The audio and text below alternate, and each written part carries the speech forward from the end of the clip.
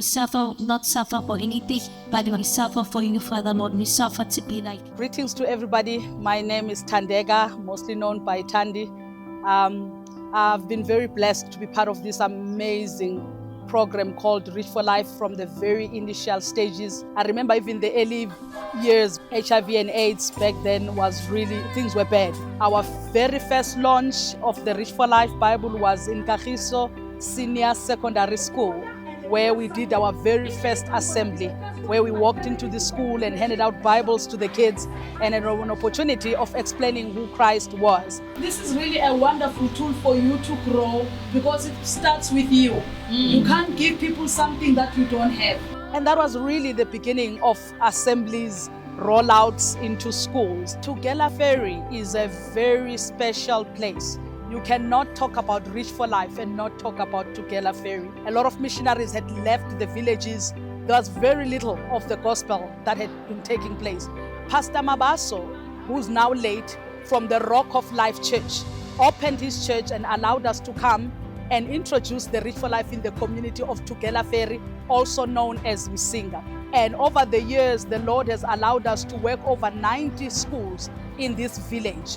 And this is Pastor Mduduzi, our coordinator, as well as the pastor of churches that have been planted through Reach for Life. To date, we have seen the impact of this Reach for Life program. The youth now, they are going to schools, they are furthering their studies. The issue of early teenage pregnancy is decreasing. It was in 2006 where the Lord opened one of the biggest gates of funding through Geneva Global, where we had been given some funds to target a specific community that was hit hard by HIV and AIDS. And we were introduced to the mama of the community, which is Pastor Tabisile Kumar.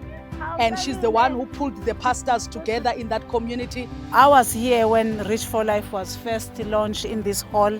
The first training was here in 2007. I've created systems that works even when I'm not there. So I'm able to have time for family, I have time for Reach for Life.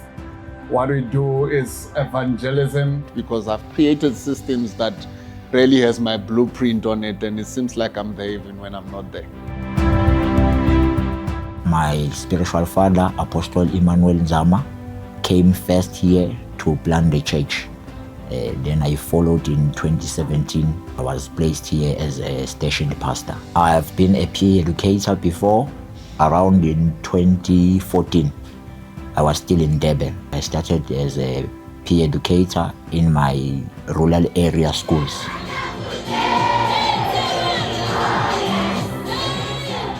We met Baba Kunene in 2006. He was a taxi driver who had just came from prison and had come to know Christ in prison. And he was sensing a call from the Lord to start a ministry. I can be proudly say that I am the first person who introduced Reach for Life in prison of South Africa.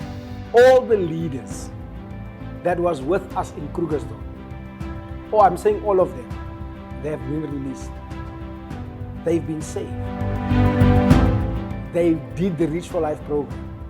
They went through rehabilitation programs. Accepting Reach for Life program in my area, it was mainly because I was concerned with the welfare of my community, especially the young ones. I had even to write some letters saying that now they are welcome in my area. Also to tell other chiefs, the surrounding chiefs in my area that now, look guys, there is life. My relationship with God became stronger. It fills me with so much joy. Reach for the Life is very good. It makes you to know everything. Reach for Life, I discovered the love for teaching.